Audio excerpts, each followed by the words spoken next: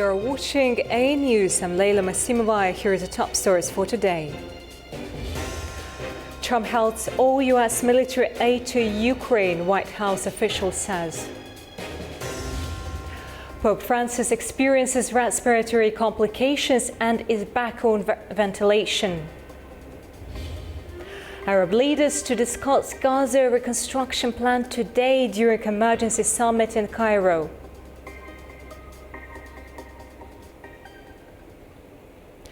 The United States is pausing military aid to Ukraine. It just days after U.S. President Donald Trump clashed with Ukrainian President Volodymyr Zelensky in the Oval Office. Our Obi Shabandar reports from Washington. The fallout from that disastrous meeting with President Donald Trump in the White House Oval Office last week continues to haunt Ukrainian President Zelensky. President Trump on Monday ordered a pause to all U.S. military assistance to Ukraine. The White House wants Zelensky to agree to accept U.S.-mediated peace talks with the Russian Federation. The Trump administration does not believe that Zelensky has been sufficiently appreciative of the hundreds of billions of dollars of U.S. military and financial aid. Earlier on Monday, President Trump posted on social media his outrage against what he sees as Zelensky's refusal to support American brokered talks with Moscow. A White House official told reporters that President Trump is focused on reaching a peace deal to end the more than 3-year-long war and wants Zelensky committed to that goal. The official added that the U.S. was pausing and reviewing its aid in order to, quote, ensure that it is contributing to a solution. President Trump reportedly made his decision following close consultations with his senior advisors on Monday.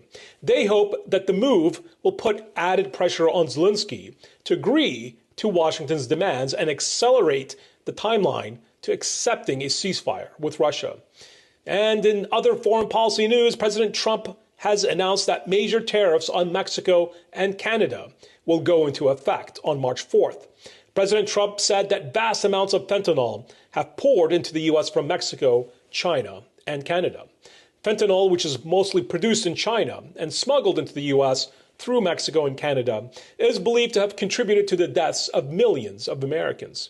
A retaliatory trade war with the U.S.'s largest trading partners is expected by some economists, while the U.S. dollar has surged, especially against the Canadian dollar and the Mexican peso. Trump said that the tariffs are a message that, quote, it's going to be very costly for people to take advantage of this country. I'm Uwe Shabander for A News, Washington, D.C. The U.S. is moving forward with 25% tariffs on imports from Canada and Mexico, a decision that has already rattled financial markets. Economists warn that the tariffs could disrupt supply chains and drive up costs for businesses and consumers.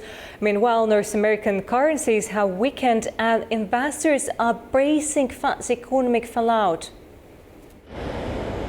US President Donald Trump announced that 25% tariffs on imports from Mexico and Canada will take effect starting Tuesday. This statement heightened concerns about a potential trade war in North America and caused turmoil in financial markets. Trump's remarks on Monday triggered a sharp decline in US stocks during late afternoon trading, while the Mexican peso and Canadian dollar also weakened in response. He said efforts to stop the tariffs by tackling fentanyl inflows had failed. It's honestly kind of insane. Both countries profit so much from each other. We're at Peace Arch Park where the sign says, may these gates never be closed again. We shouldn't be doing this again. We signed, we're partners. It's very frustrating because it's not a logical thing. It's really not. I think it speaks to a larger issue that it is starting a trade war, and it's starting a race war, and it's starting a gender war. I mean, there's a lot of things at stake right now, and I don't think people are grasping how scary and how bad it's getting. Business leaders and economists warn that tariffs on Canadian and Mexican goods worth over $900 billion a year could seriously harm North America's economy. The Trump administration confirmed in Federal Register notices that the tariffs take effect from 12:01 a.m. Eastern Standard Time on Tuesday. At that time, US Customs and Border Protection will start collecting a 25% tariff on goods from Canada and Mexico, with an additional 10% duty specifically on Canadian energy exports. Mexico's leadership is closely monitoring the U.S. tariff increases and says that contingency plans are in place. While specific details haven't been disclosed, officials say discussions with the U.S. have been ongoing. Meanwhile, all eyes are on how these measures will affect trade and economic stability in the region. Mexican President Claudia Sheinbaum announced that Mexico has several response plans ready if the U.S. proceeds with its planned 25% tariff increase on Mexican imports. During her daily press conference at the National Palace in Mexico City, Sheinbaum says that while the decision ultimately lies with the United States, Mexico is prepared to react accordingly. She did not provide details on the government's countermeasures, but mentioned that Mexican officials had held extensive discussions with their U.S. counterparts on trade and tariffs. She also urged the Mexican public to remain calm and patient. U.S. President Donald Trump had initially signed an executive order on the 1st of February to impose 25% tariffs on imports from Mexico and Canada. However, 2 days later, he announced a one-month delay to allow for further negotiations. Mass layoffs at the National Oceanic and Atmospheric Administration have sparked public outrage in the U.S. Hundreds of people protested, demanding the reinstatement of fired employees and highlighting the potential serious consequences of this cut. It's after President Donald Trump's administration fired more than 800 workers last week. The move comes as the agency continues to provide essential weather forecasting and hurricane warnings for the country. Hundreds of people held protest rallies in several US cities. On Monday, they gathered outside the National Oceanic and Atmospheric Administration offices to oppose the mass layoffs. I'm here with about 1,000 people at least, demanding that all dismissed workers at the National Oceanic and Atmospheric Administration be reinstated immediately and no further cuts are made. NOAA is critical to safe seafood that we eat, to weather forecasts involving dangerous hurricanes. A million different ways NOAA is a critical part of our lives, and we need to keep this agency strong. In Silver Spring, Maryland, demonstrators gathered under the slogan, "Save NOAA Now," demanding the immediate reinstatement of fired employees.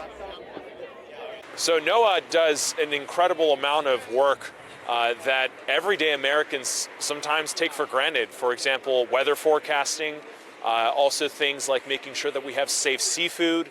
They also help a lot with aspiring students and aspiring scientists to get involved in weather forecasting and things of that nature. So it's important for us to show support for an agency that truly needs to have more employees, not less employees, because everyone depends on their services. Protesters believe that these layoffs could lead to serious consequences. People don't, what I hope the American people will understand, hopefully from all the media coverage that this is getting, is that yes, NOAA impacts every aspect of people's lives in America, right? I think a lot of people know NOAA for the weather warnings and hurricane tracking and tornado warnings, and that is all super important. That stuff saves lives. And don't get me wrong, that is going to be impacted. I think we live in a less safer society now, and we're a lot more vulnerable to extreme weather now because of these impacts. The mass firing of hundreds of NOAA employees last week has raised public concern. Demonstrators warn that critical services such as weather forecasting, hurricane warnings, and environmental research could be severely impacted by the layoffs. A drone attack has hit critical energy infrastructure in Ukraine's Black Sea port of Odessa, causing power outages and knocking out heating systems. Ukrainian officials say the strike damaged key power facilities, leaving parts of the city in the dark. Odessa's mayor confirms 3 boiler plants were knocked offline, and authorities are now working to restore heat to residents. Ukrainian President Volodymyr Zelensky is calling for security guarantees for his country and the need to end the war with a just peace. He says that accelerating diplomatic efforts and building new security architecture with international partners are key factors in bringing the conflict to an end. Today, at the staff meeting, we addressed some special issues concerning our state's resilience. We are working through all possible scenarios to protect Ukraine. The primary scenario is to maintain our positions and create conditions for proper diplomacy, ensuring that this war ends as soon as possible with a decent peace. We need peace, real, fair peace, not an endless war, and we need security guarantees. Саме мир справжній, чесний, а не війна, нескінченна. The lack of security guarantees for Ukraine 11 years ago allowed Russia to begin with the occupation of Crimea and the war in Donbass. Later, the absence of security guarantees enabled Russia to launch a full-scale invasion. And now, due to the lack of clear security guarantees, Russia is keeping this war ongoing. The whole world sees this and the whole world acknowledges it. І зараз, через відсутність визначених гарантій безпеки, саме Росія тримає цю війну. Today, we continued our work with European partners on a special diplomatic and security architecture, an architecture that can bring peace closer. This is something we discussed in London recently and before that with many world leaders. Ukraine, all of Europe, and America, together, we can ensure decades of stability. To achieve this, we must be constructive, work together, complement each other's proposals, and accelerate diplomacy to end the war. І треба для цього бути в конструктиві, працювати разом, доповнювати пропозиції. Pope Francis rested well overnight. According to the Vatican, it's after the 88-year-old pontiff suffered setback a day earlier as he battles double pneumonia in hospital. Doctors at Rome's Gemelli Hospital says the Pope suffered with a significant mucus build-up in his airways, triggering a bronchospasm similar to an asthma attack. He underwent emergency bronchoscopies and now receiving non-invasive mechanical ventilation to aid his breathing. Despite stable blood tests, the Vatican says his prognosis remains guarded, meaning he is not yet out of danger. Officials believe the respiratory distress is a part of his body's response to the infection. North Korea is warning against what it says is increased provocations by South Korea. The comment of Kim Yo-jong, the first vice director, is in response to the U.S. deploying its aircraft carrier in South Korea. The Navy's ship arrived in Busan on Sunday, days after North Korea's forced missile test of the year. Kim criticized the deployment as a policy of confrontation and accused the U.S. of escalating tensions. South Korea's defense ministry dismissed her remarks, warning it is ready to counter any provocations. Firefighters in northeastern Japan continue to battle an intense wildfire. It's been raging for 7 days. According to local media, this is the country's worst blaze in 3 decades. The fire has destroyed homes and forced thousands to flee.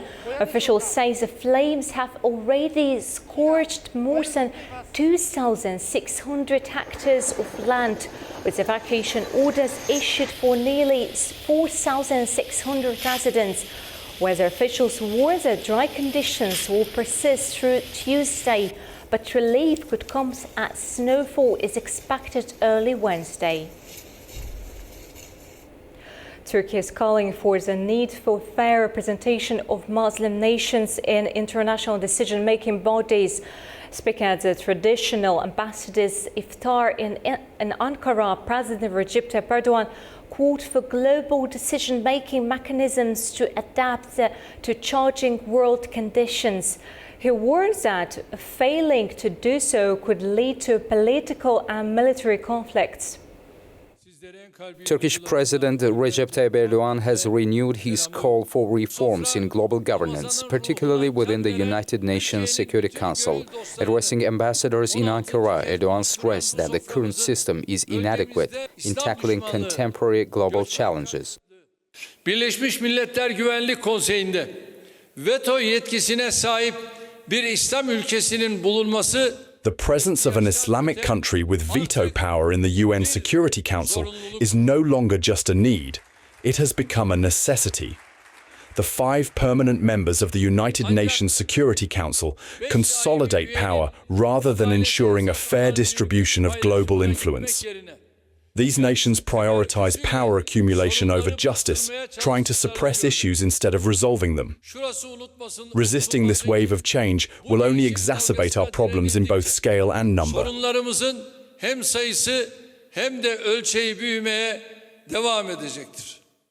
Erdogan linked ongoing political and economic instability to deep-rooted systemic failures. He argued that global governance is in crisis, citing issues such as Islamophobia, xenophobia, trade wars, and territorial conflicts as symptoms of an unjust world order. He also warned of rising racial discrimination, terrorism, and far-right extremism, stating that if these issues go unchecked, they will lead to greater political and military instability. On regional matters, Erdogan reaffirmed Turkey's commitment to peace and stability. He addressed tensions in Syria, vowing that Turkey would not allow external actors to exploit ethnic and religious divisions for geopolitical gain. Additionally, he emphasized Turkey's role in promoting prosperity and stability in the South Caucasus. As Turkey continues to normalize relations with Armenia, Erdogan expressed hope that a lasting peace agreement between Azerbaijan and Armenia would soon be reached. Former head of Troika Dialogue and billionaire businessman Ruben Vardanyan is at the center of major financial and political scandals and now stands trial in Azerbaijan, accused of money laundering, sanctions, evasion and ties to the Kremlin. He also faced backlash of his Nobel Prize nomination and role in Karabakh. Ruben Vardanyan, a Russian-Armenian oligarch and former banker. Investigations by the Organized Crime and Corruption Reporting Project revealed that Ruben Vardanyan's investment bank, Troika Dialogue, was central to a large-scale money laundering operation known as the Troika Laundromat. The scheme funneled billions of dollars from Russia to offshore accounts, benefiting Russian elites and Kremlin-affiliated figures. According to OCCRP, Vardanyan and his family personally received at least $3.2 million from the scheme, which covered expenses such as American Express payments, transfers to accounts belonging to his wife and family, tuition fees for his 3 children studying in the United Kingdom.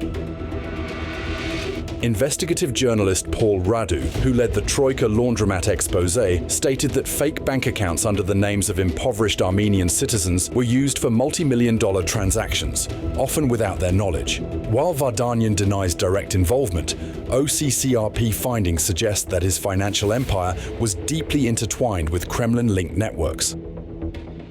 Vardanyan was also linked to Skolkovo, a Russian tech hub that received hundreds of millions of dollars in questionable loans. Russian opposition leader Alexei Navalny publicly criticized the initiative, arguing that it served as a vehicle for oligarchic enrichment rather than technological innovation. Navalny highlighted that Sberbank loaned nearly $250 million to the Skolkovo Business School, with Vardanyan and billionaire Mikhail Fridman personally guaranteeing the loan.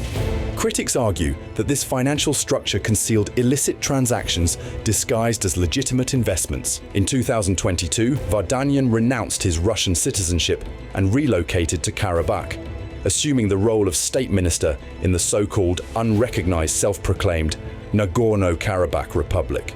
His sudden move fueled speculation that he was placed there by Moscow to maintain Russian influence in the region and counteract Armenian Prime Minister Nikol Pashinyan's pro-Western policies. Analysts argue that his appointment was a calculated geopolitical maneuver, allowing Russia to control Armenia-Azerbaijan negotiations while exerting broader influence in the South Caucasus. During his time in Karabakh, Azerbaijani authorities accused Vardanyan of funding and organizing illegal armed factions. The Azerbaijani State Security Service stated that his actions directly violated international and Azerbaijani law. Official charges under Azerbaijan's criminal code include Article 214-1, financing of terrorism, Article 279.3, participation in illegal armed formations, Article 318.1, illegal border crossing. Reports also suggest that he played a role in orchestrating anti-Azerbaijani demonstrations, framing environmental protests as an Azerbaijani blockade against Armenians in Karabakh. Due to his alleged financial and political activities, Vardanyan has faced increasing international scrutiny. Ukraine sanctioned him for alleged links to Russian military logistics. 46 US Congress members called for personal sanctions against him in 2022. The European Parliament urged financial restrictions due to his ties with Russian oligarchs. Ukraine's Mirotvorets database lists him as an enabler of Russian aggression. In a BBC Hard Talk interview, Vardanyan refused to condemn Russia's invasion of Ukraine, further fueling suspicions of his loyalties. Reports indicate Vardanyan may have ties to Iran, a country accused of supplying Russia with drones used in Ukraine. Investigations suggest he may have engaged in economic dealings with Iranian-backed entities. In an unexpected turn, Vardanyan was nominated for the 2024 Nobel Peace Prize, sparking outrage in Ukraine and Azerbaijan. It is grotesque to nominate a person who supports terrorism, separatism, and corruption while financing Russian aggression, stated a letter from 18 Ukrainian MPs to the Nobel Committee. Political analysts labeled the nomination a lobbying effort by Armenian interest groups attempting to rebrand him as a humanitarian figure, despite Vardanyan's activities that have led to increased uncertainty in several geographic regions.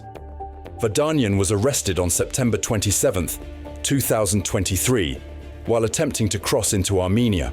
Azerbaijani authorities claim to have substantial evidence linking him to terrorist financing and illegal activities in Karabakh. His trial, which began in January 2025, is being closely monitored as a potential precedent for prosecuting individuals involved in financial crimes with geopolitical implications. Western legal experts suggest that this case could reshape accountability for oligarchs accused of laundering money, funding separatism, and supporting military conflicts. The head of the UN nuclear watchdog, Rafael Grossi, is calling for urgent action from Iran regarding what it says is its rapidly expanding uranium stockpile. He stresses the need for, in his words, real answers to address growing international concerns. However, it's reported that Iran slams its comments about expanding its uranium. The International Atomic Energy Agency is urging Iran to engage as soon as possible over its expanding stockpile of enriched uranium, which has reached concerning levels. IAEA Director General Rafael Grossi says the time for discussions about processes is over. He's urging Iran to provide clear answers.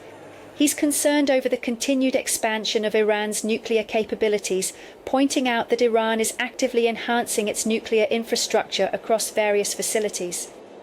So we need to engage as soon as possible because time is passing. You have seen my reports on the activities in Iran, the amount of enriched uranium at 60% is growing very, very fast. All of the activities are being carried out. All the strengthening of their capacities is underway.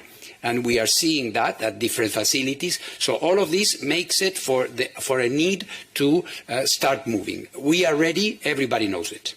He also referred to his previous visit to Tehran in November, where he had hoped to establish a more productive dialogue. However, circumstances prevented further progress. He reiterated that the IAEA is offering Iran the opportunity to address any doubts about its nuclear activities and set the record straight if necessary. At the Security Council. Meanwhile, Iran's Foreign Ministry spokesman Esmail Baghai strongly rejects the IAEA's claims, calling them untrue. He argued that Tehran's nuclear program remains peaceful and in full compliance with international law and its agreements with the IAEA. Arab leaders gather in Cairo for an emergency summit on Gaza.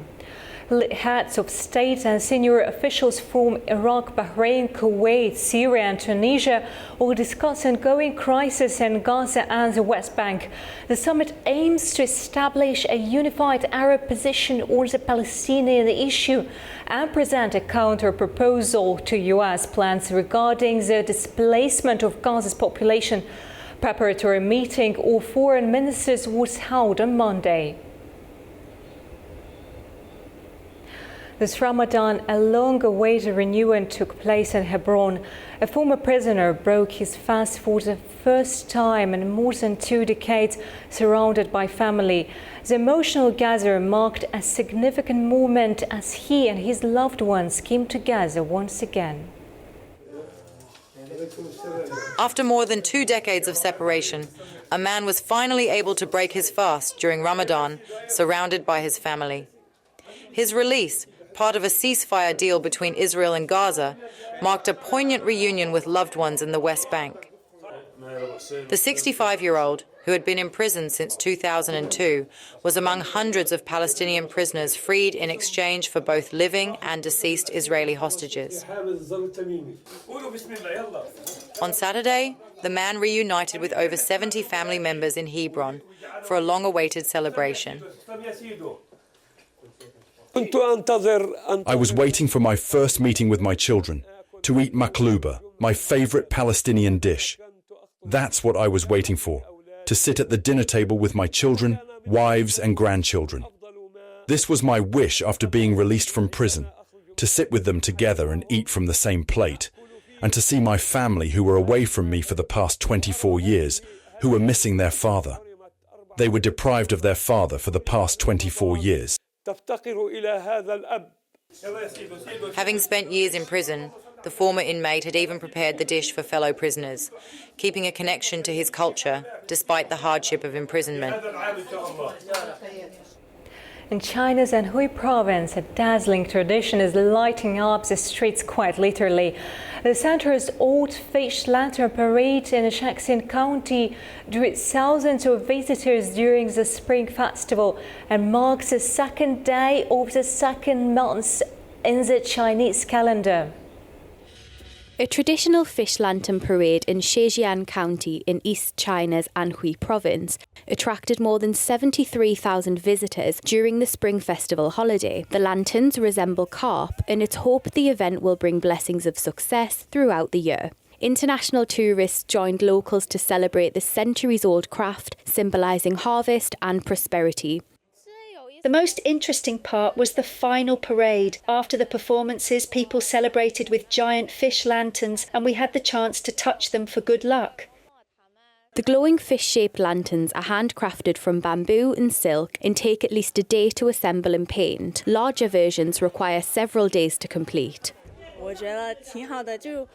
I liked it.